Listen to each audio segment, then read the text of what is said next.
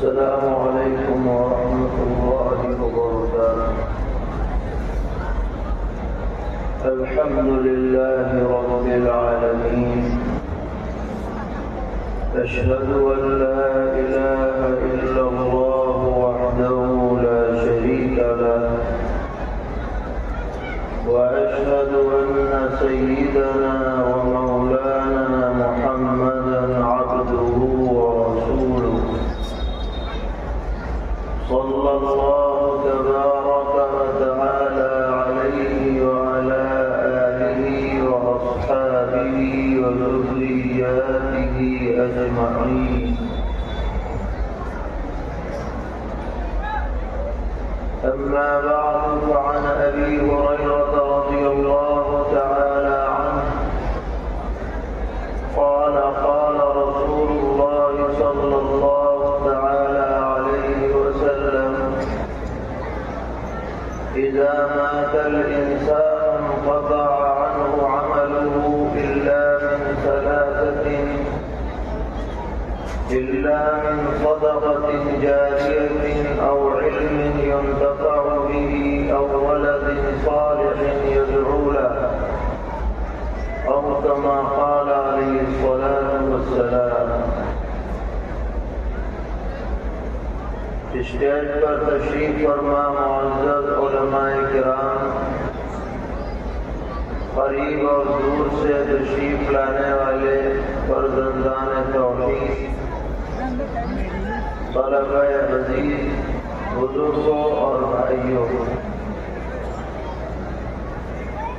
یہ مدرسہ ہمارا مادر علمی ہے اور زندگی کا ابتدائی حصہ اسی شہر میں اور اسی مدرسے میں گزرا ہے۔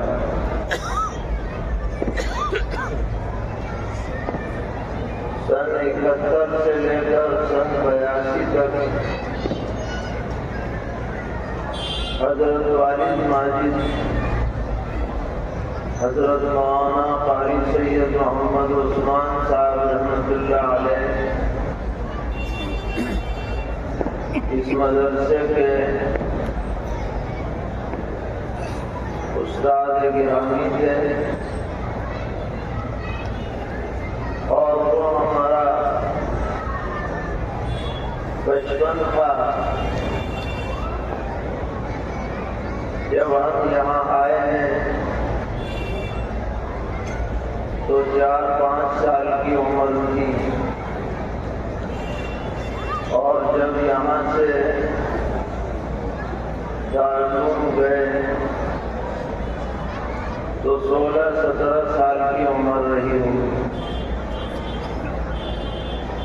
یہ ابتدائی زمانہ آدمی کی زندگی میں بہت اہمیت رکھتا ہے۔ اس وقت کی باتیں ذہن میں نقش رہتی ہیں اور آدمی انہیں بھلا نہیں پاتا۔ اسی لیے آج بھی خوابوں میں یہاں کی گلیاں، یہاں کی مسجدیں، یہاں کا مدرسہ ذہن میں رہتا ہے۔ وہ اساتذہ کرام جن سے استفادہ کیا، تقریباً سبھی اللہ کو پیارے ہو گئے۔ مدرسے کی ظاہری صورت بھی بالکل بدل گئی۔ اس وقت میں اور آج میں بڑا فرق ہے، لیکن بہرحال شکر کا مقام ہے کہ مدرسہ بفضلہ تعالی دن دگنی رات چوگنی ترقی کے راستے پر چل رہا ہے، اور ہماری دلی دعا ہے کہ اللہ تعالیٰ اس گلشن کو ہمیشہ آباد رکھے، اور جن اکابر نے اس کی آبیاری فرمائی اللہ تعالیٰ ان کو دارین میں جزائے خیر عطا فرمائے۔ جیسا کہ ابھی توجہ دلائی گئی کہ یہ اجلاس دراصل وعظ و نصیحت کے لیے منعقد ہے۔ محض اجتماع کرنا مقصود نہیں ہے، بلکہ جمع کر کے دین کی باتیں ذہن میں ڈالی جائے، سنائی جائے، سنی جائے، تاکہ دین پر چلنے کا جذبہ بیدار ہو، دین کی عظمت دلوں میں راسخ ہو، اور خاص طور پر ایک مومن ہونے کی حیثیت سے اگلی زندگی کے لیے ہم تیاری کریں اور فکر کریں۔ اسی فکر کو پیدا کرنے کے لیے وعظ و نصیحت کی یہ مجلسیں منعقد ہوتی ہیں، کیونکہ فکر اصل ہے اور عمل اس کی فرع ہے۔ پہلے آدمی کے دل میں کسی کام کا جذبہ پیدا ہوتا ہے، پھر وہ کام سامنے آتا ہے۔ اس لیے فکر بہت اہمیت والی چیز ہے۔ اگر آدمی کے دل میں فکر پیدا ہو جائے کہ دین پر چلنا ہے اور دین کو زندگی میں داخل کرنا ہے اور آخرت کی کامیابی کو حاصل کرنے کے لیے توجہ کرنی ہے، تو اس کے لیے کوئی رکاوٹ نہیں رہتی۔ وہ قدم آگے بڑھائے چلا جاتا ہے، چاہے موسم سخت ہو یا فضا ہموار ہو، دونوں حالتوں میں اس کا سفر جاری رہتا ہے۔ یہ فکر کی تاثیر ہے اور ان مجلسوں سے یہ فکر دل میں پیدا ہوتی ہے۔ اسی مناسبت سے ایک مشہور حدیث آپ کے سامنے پڑھی گئی جو آپ نے بار بار سنی ہوگی۔ کوئی ایسی حدیث نہیں ہے جو آپ نے نہ سنی ہو۔ اور ہم یہ کہا کرتے ہیں کہ دین اصل میں معروف باتوں کا نام ہے۔ معروف کا مطلب ہے ایسی بات جس سے پہلے سے انسیت ہو، پہچان ہو، جانکاری ہو، اسی کا نام دین ہے۔ اور جو نامانوس بات ہو کہ بھائی ایسی بات کو کبھی سنی نہیں، یہ تو بڑی نئی بات معلوم ہوئی، ایسی بات تو کسی نے ہمیں بتائی نہیں، یہ اصل دین نہیں ہے۔ دین معروف باتوں کا نام ہے۔ اسی لیے سرور عالم صلی اللہ تعالی علیہ وسلم عموماً صحابہ کرام رضی اللہ عنہم کو نصیحتیں فرماتے تھے۔ اکثر باتیں وہی ہوتی تھیں جو پہلے بیان کر چکے ہیں۔ ایسا نہیں ہے کہ ہر مرتبہ نئی بات کوئی بیان کی ہو۔ اسی طرح آپ قرآن پاک کو پڑھیے، ایک ہی بات کو 10 جگہ بیان کیا گیا ہے، الگ الگ معراج میں، الگ الگ تعبیرات میں، الگ الگ انداز میں، الگ الگ پس منظر میں، تاکہ وہ بات ذہن میں راسخ ہو جائے اور آدمی اسے ذہن نشین کر لے۔ تو اسی مناسبت سے ایک حدیث آپ کے سامنے پڑھی گئی جو مروی ہے صحابی رسول سیدنا حضرت ابو ہریرہ رضی اللہ تعالی عنہ سے۔ حضرت ابو ہریرہ رضی اللہ تعالی عنہ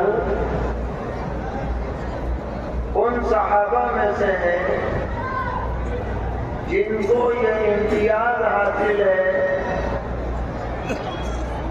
کہ سب سے زیادہ روایتیں انہی کے واسطے سے مروی ہیں۔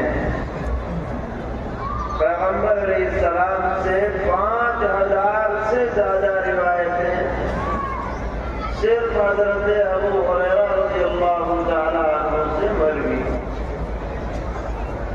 اور کمال کی بات یہ ہے کہ وہ پیغمبر علیہ السلام کی خدمت میں صرف 3 سال رہے، زیادہ نہیں رہے۔ غزوہ خیبر کے بعد مسلمان ہوئے اپنے قبیلے کے ساتھ آ کر،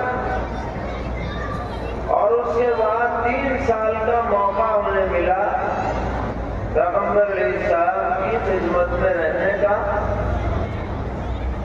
اور مدینہ منورہ میں ان کا نہ کوئی گھر تھا نہ گھر تھا، بس مسجد میں رہا کرتے تھے اور حدیثیں سنتے تھے اور یاد کرتے تھے۔ ایک مرتبہ پیغمبر علیہ السلام سے عرض کیا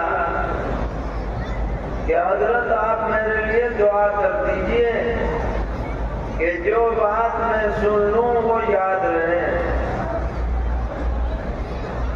نبی اکرم علیہ السلام نے فرمایا کہ اچھا ٹھیک ہے، چادر پھیلاؤ اپنی۔ پیغمبر علیہ السلام نے کچھ دعا پڑھی اور فرمایا چادر سینے سے لگا لو۔ فرماتے ہیں حضور کی دعا کی برکت ایسی ہوئی کہ اس کے بعد تو میں کوئی بات بھولا ہی نہیں، جو سن لیا وہ نقش الحجر ہو گیا۔ ان کے شاگرد فرماتے ہیں کہ حضرت ابو ہریرہ رضی اللہ عنہ کی یادداشت ایسی زبردست تھی کہ اگر آج کوئی روایت بیان کی اور 20 سال کے بعد وہ روایت بیان کی، دونوں میں لفظ کبھی فرق نہیں ہوا۔ بعینی وہی الفاظ جو 20 سال پہلے بیان کیے وہی 20 سال بعد بیان کیے۔ یہ کوئی آسان کام نہیں ہے، یہ اللہ کا خاص فضل ہے۔ اور حضرت ابو ہریرہ رضی اللہ تعالی عنہ کی زندگی ہمارے لیے اور خاص طور پر طلباء کے لیے اور علماء کے لیے مشعل راہ کی حیثیت رکھتی۔ وہ بہت حدیثیں بیان کرتے تھے، تو بعض لوگوں نے کہا کہ ابو ہریرہ جب دیکھو قال رسول اللہ، جب دیکھو قال رسول اللہ۔ تم نے تو عجیب بات شروع کر رکھی ہے۔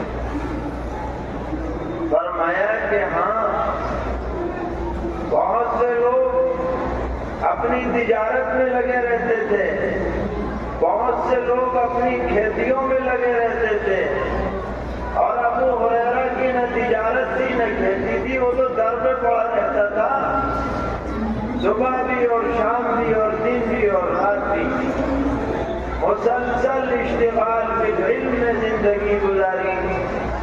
تو اللہ تعالیٰ نے ان کو یہ مقام عطا فرمایا کہ تمام صحابہ میں سب سے زیادہ روایات ان کے ذریعے سے ہم تک پہنچی۔ یہ ان کا پوری امت پر احسان ہے۔ اللہ تعالیٰ ان کی قبر کو نور سے منور فرمائے۔ حدیث میں یہ بھی آتا ہے کہ انہوں نے پیغمبر علیہ السلام سے درخواست کی کہ آپ میرے لیے دعا کر دیجئے کہ جو بھی اسلام لائے وہ مجھ سے اور میری والدہ سے محبت ضرور کرے۔ چنانچہ نبی اکرم علیہ السلام نے یہ دعا فرمائی کہ اللہ تعالیٰ اہل ایمان کے دل میں ابو ہریرہ اور ان کی والدہ کی محبت ڈال دیں، تو ہمیں ان کا تذکرہ کرتے رہنا چاہیے، بچوں کے سامنے، بچیوں کے سامنے، دوستوں کے سامنے۔ گویا ان سے محبت ایمان کی دلیل ہے۔ جو بھی صاحب ایمان ہوگا وہ اس بات کو پسند کرے گا کہ زیادہ سے زیادہ حدیثوں کا تذکرہ ہو، پڑھی جائیں، پڑھائی جائیں، سنی جائیں، سنائی جائیں۔ اور جو منافق ہوگا اس پر یہ بات شاق گزرے گی کہ کیوں حدیثیں پڑھی جا رہی ہیں، کیوں سنائی جا رہی ہیں۔ کہ جب انہوں نے زیادہ حدیثیں سنائی اور پڑھائی تو جو بھی صاحب ایمان ہے اس کے دل میں ابو ہریرہ کی قدر ضرور پیدا ہوگی، رضی اللہ تعالی عنہ وارضاہ۔ فرماتے ہیں کہ حضور اکرم صلی اللہ تعالی علیہ وسلم نے ارشاد فرمایا کہ اذا مات الانسان انقطع عنہ عمله، کہ جب آدمی کا انتقال ہو جاتا ہے تو عمل کا سلسلہ بند ہو جاتا ہے۔ ظاہر ہے کہ مر جائے گا آدمی، نماز کیسے پڑھے گا، تلاوت کیسے کرے گا، روزہ کیسے رکھے گا، ذکر اذکار کیسے کرے گا، اب تو مر گیا، سلسلہ بند ہو گیا۔ اور آدمی دنیا میں کتنے ہی نیک اعمال کا ذخیرہ کر لے، لیکن بہرحال آخرت کے اعتبار سے وہ کم ہے، ضرورت زیادہ کی ہے۔ بے شک اللہ تعالیٰ نے اس امت کے لیے اجر و ثواب کے دہانے کھول رکھے ہیں۔ تھوڑا سا عمل ہوتا ہے، ثواب عظیم الشان دینے کا وعدہ ہے۔ مسلم شریف میں روایت ہے، نبی اکرم علیہ السلام نے فرمایا کہ الحمدللہ تملأ المیزان، جو آدمی ایک مرتبہ الحمدللہ پڑھتا ہے اتنا ثواب ملے گا کہ اعمال نامے کا ترازو اسی کے ثواب سے بھر جائے۔ الحمدللہ تملأ المیزان۔ فرمایا سبحان اللہ والحمدللہ تملأان ما بین السماء والارض۔ آدمی اگر سبحان اللہ الحمدللہ ان دونوں کو پڑھ لے اتنا ثواب ملے گا کہ زمین آسمان میں جو خلا نظر آ رہا ہے یہ سب ثواب سے بھر جائے۔ کتنا اللہ تعالیٰ کا انعام ہے اس امت پر کہ عمل کم ہے، ثواب زیادہ ہے۔ ایک حدیث میں ہے کہ جو آدمی صفائی اور طہارت حاصل کر کے گھر سے جمعے کی نماز پڑھنے کے لیے مسجد جاتا ہے تو ہر قدم پر 1 سال عبادت کا ثواب ملتا ہے۔ بڑا آدمی نے 100 قدم اٹھائے تو 100 سال کا ثواب، 200 قدم اٹھائے 200 سال کا ثواب۔ کیا ٹھکانا ہے اللہ تعالیٰ کی عطا کا۔ لیکن یہ سارا تسلسل موت پر ختم ہو جائے گا۔ اب نہ ذکر کر سکتا ہے، نہ نماز پڑھ سکتا ہے، نہ قرآن پڑھ سکتا ہے، نہ صدقہ خیرات کر سکتا ہے۔ اب تو چلا گیا، جسم اور جان کا رشتہ قائم نہیں رہا۔ لیکن اللہ تعالیٰ نے اس امت پر فضل کہ اگر 3 کام پہلے سے کر لو تو مرنے کے باوجود ثواب کا میٹر چلتا رہے گا. تم چلے جاؤ گے، قبر میں مٹی بن جاؤ گے، گزرے ہوئے زمانہ ہو جائے گا، دنیا میں نام و نشان مٹ جائے گا، لیکن 3 کام اگر تم نے کیے ہیں تو ثواب کا تسلسل جاری رہے گا. فرمایا الا من صدقۃ جاریۃ، صدقہ جاریہ، مسجد بنوا دی، مدرسہ بنوا دیا، قرآن پاک دے دیا پڑھنے کے لیے، کوئی کتاب دے دی مدرسے کے طلبہ کے مطالعے کے لیے، کوئی کنواں کھدوا دیا، کوئی صاحبان والا درخت لگا دیا. جب تک خلق خدا اس سے فائدہ اٹھائے گی یہ جانے والا اجر و ثواب کا مستحق بنتا رہے گا، میٹر چلتا رہے گا. اس لیے ہر مسلمان کو چاہیے کہ وہ زندگی میں کوئی ایسا کام کر کے جائے جو مرنے کے بعد بھی ثواب کا سبب اور ذریعہ بنتا ہے. کوئی بڑی بات نہیں ہے، ضروری نہیں ہے کہ آپ پوری مسجد بنائیں، پورا مدرسہ بنائیں. آپ ایک اینٹ لگا دیں، اللہ تعالیٰ تو اس کو دیکھتے ہیں کہ اس جذبے سے آدمی دے رہا ہے، یہ نہیں دیکھتے کتنا دے رہا ہے. اگر مسجد بنائی اور مقصد یہ تھا کہ لوگ کہیں گے کہ بھائی واہ واہ مسجد بڑی اچھی بنی، تو صفر ثواب بھی نہیں ملے گا، 0 ہو جائے گا. اور اگر اینٹ لگا دی، کسی کو بتایا بھی نہیں، اور جذبہ یہ ہے کہ اللہ تعالیٰ مجھے اجر دیں گے، یہ صدقہ جاریہ کے لیے میں دے رہا ہوں، اتنا ثواب ملے گا کہ آدمی قیامت میں حیران رہ جائے گا کہ بھئی یہ کہاں سے آیا ہے. پتہ چلا کہ یہ تم نے بلا جگہ جو صدقہ جاریہ میں رقم لگائی تھی اس کا بدل اللہ تعالیٰ نے ادا کیا ہے. تو ہمیں چاہیے کہ ہم زندگی میں کچھ ایسا کام کر کے جائیں جو صدقہ جاریہ کے طور پر بعد میں بھی باقی رہے. یہ تو ایک بات ہوئی.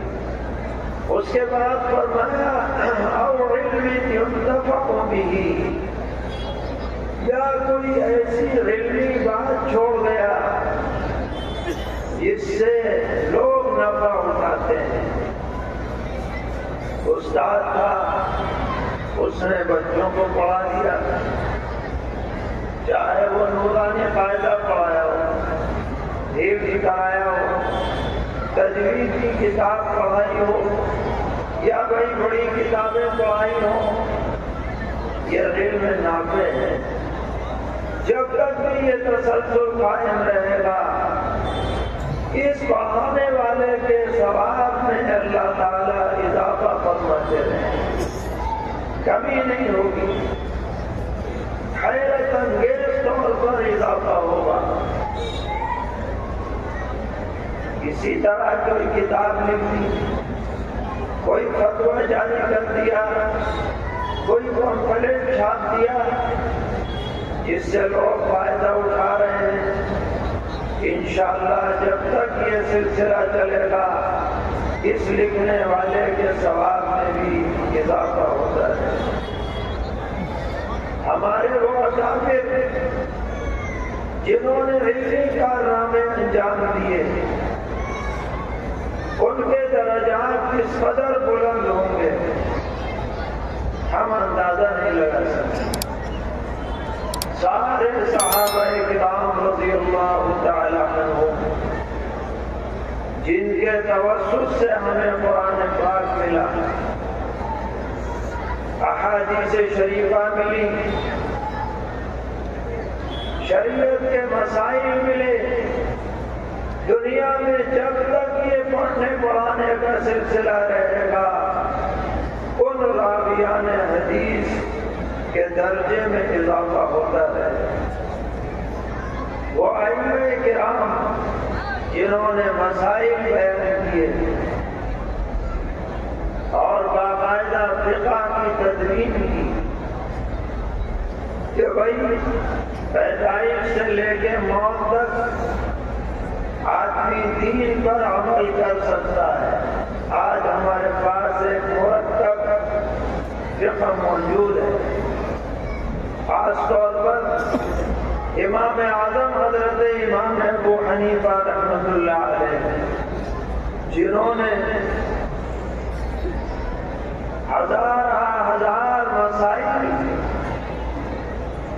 قرآن و حدیث سے مستنبط فرمائے، ان کو منقع کیا اور ایک باقاعدہ فقہ تدوین فرمائی، جس سے آج ہم استفادہ کر رہے ہیں۔ اور دنیا میں بڑی آبادی اہل اسلام کی فقہ حنفی پر اعتماد کرتی ہے۔ جہاں جہاں بھی فقہ حنفی کا کوئی مسئلہ پڑھا جائے گا، عمل کیا جائے گا، امام اعظم امام ابو حنیفہ رحمۃ اللہ علیہ کا درجہ ضرور بڑھے گا۔ پتہ نہیں کیا مقام ہوگا آخرت میں جا کر، کیونکہ علم نافع چھوڑ کر کے گئے۔ ہمیں چاہیے کہ ہم اپنا جائزہ لیں کہ ہم کیا ایسا علم چھوڑ کر دنیا سے جا رہے ہیں جو ہمارے بعد بھی ہمارے کام آتا ہے۔ طلبہ عزیز جو اس وقت تکمیل کر رہے ہیں نصاب کی، جو مدرسے کا نصاب ہے اس کی تکمیل کر رہے ہیں، ان سے ہم گزارش کریں گے کہ یہ آپ کے کرنے کا زمانہ ہے۔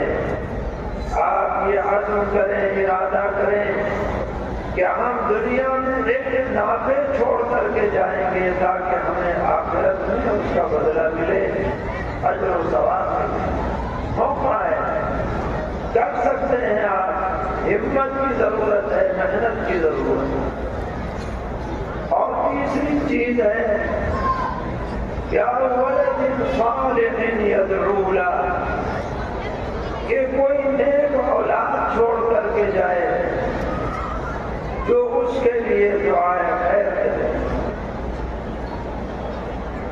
اگر ہم اپنی اولاد کی دینی تربیت کریں گے تو وہ ہمارے دنیا میں بھی انشاءاللہ کام آئے گی اور آخرت میں بھی کام آئے گی۔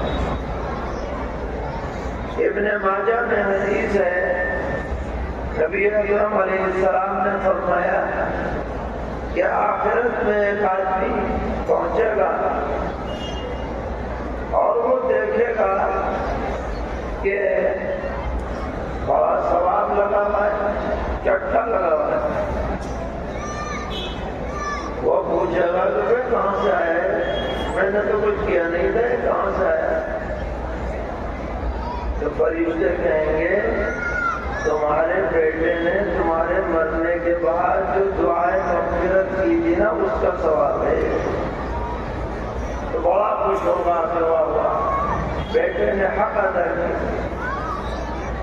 تو آج ہم اپنے اولاد کو قرآن سکھلائیں، دین سکھلائیں، تو یہ اولاد ہمارے لیے آخرت میں رفع درجات کا سبب بنے گی۔ اور اگر نہیں سکھلایا، ڈگریاں تو دلوا دی، خوب پڑھا دی، دنیا کی تعلیم، قرآن نہیں پڑھایا، دین نہیں پڑھایا، تو ہم ایسے اولاد بھی جانتے ہیں، اللہ معاف فرمائے، کہ میاں جنازے میں بھی شریک نہیں ہوتے، کسی نماز جنازہ کی دعا یاد نہیں، باپ کے جنازے میں بیٹا شریک نہیں ہے، کیونکہ اس کی دینی تربیت نہیں ہوئی۔ اور لوگ یہ سمجھتے ہیں کہ اگر والد کا انتقال ہو جائے تو بھائی قرآن خوانی کرا دو۔ عام معمول ہے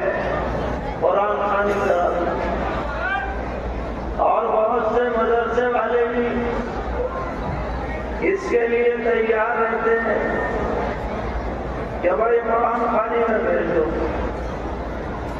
اور اولاد بھی بڑی خوش ہو جاتی ہے کہ بھائی آ گئے اور بچوں نے ابا کے لیے پڑھ دیا، کھا پی لیا اور اب قصہ ختم۔ تو ہم کہا کرتے ہیں کہ اس قرآن خوانی پہ کبھی اعتماد مت کرنا،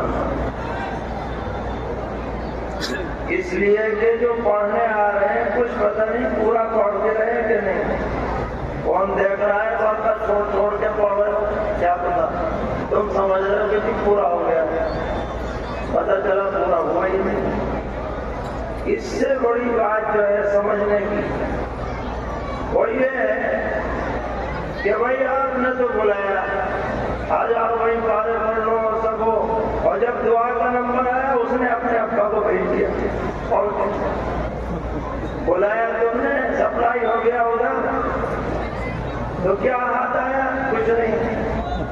لہٰذا کبھی قرآن خوانی پر اطمینان مت کرنا کہ ابا کا حق ادا ہو گیا، ابا کا حق تو سگے بیٹے سے ادا ہوگا، جب اسے قرآن پڑھاؤ گے تو وہ کبھی بھی یہ غداری نہیں کرے گا کہ بلایا کو یہ پہنچا دیتے ہیں۔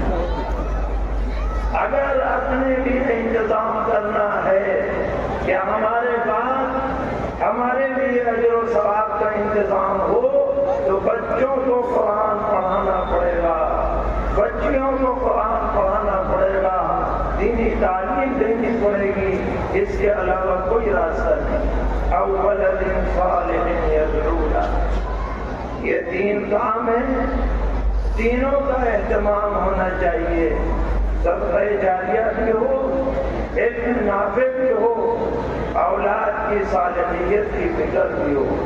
اللہ تعالیٰ ہم سب کو توفیق عطا فرمائے، کوتاہیوں کو معاف فرمائے، دین پر استقامت نصیب فرمائے، دین پر زندگی دینی پر موت عطا فرمائے۔